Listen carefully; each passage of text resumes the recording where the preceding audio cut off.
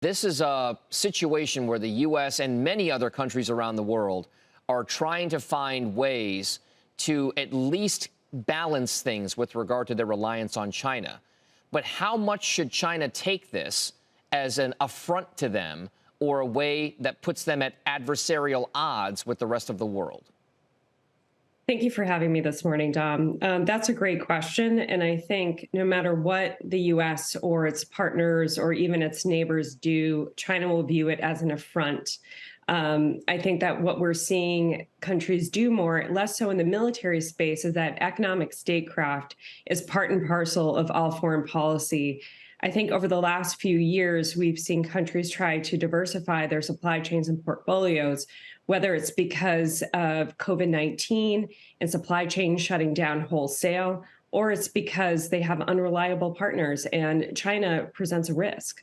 So this is a situation where the economic side of things is being used much more arguably effectively than some of the military deterrence has been over the last several decades in certain theaters around the world. But it's also a situation where China showed everybody around the world what they will do in an economic situation where they think that COVID-19 or some other new pandemic becomes a problem. That's why supply chains are moving. What can China do to ease some of those fears, perhaps?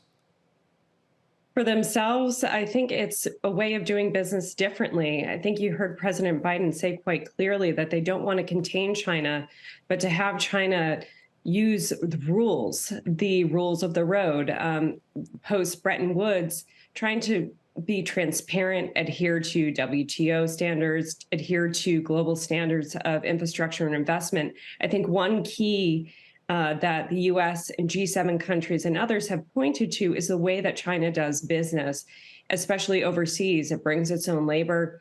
It has opaque contracts, and it's very unclear what they're going to do. Plus, you look at the Sri Lanka example with the Hambantota port, where if Sri Lanka went into debt and couldn't repay the loan there, that China could take over the Hambantota port, which is a critical infrastructure. So the way that China could do business, I think, would help ease that both locally and abroad.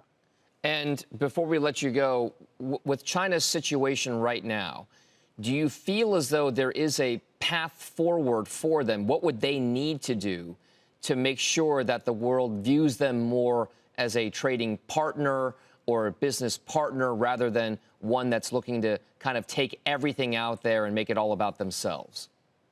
I think there's a significant trust deficit. So it's going to take quite a while for China to dig out of that hole and try to generate the trust. A lot of these relationships, these infrastructure contracts through its Belt and Road Initiative, and now its Global Development Initiative, have been an act of convenience. Countries need that infrastructure, and China is willing to provide it. So I think there's a couple of things that could happen is that you see the U.S. and G7 countries step up and start filling in those gaps with high quality infrastructure, but you see China following the same path. If it's really going to go forward with its Global Development Initiative, it has to work in partnerships with countries, adhere to feasibility studies, adhere to standards and governance and social and environmental standards. And the only way that they can help address this trust deficit is by doing the work.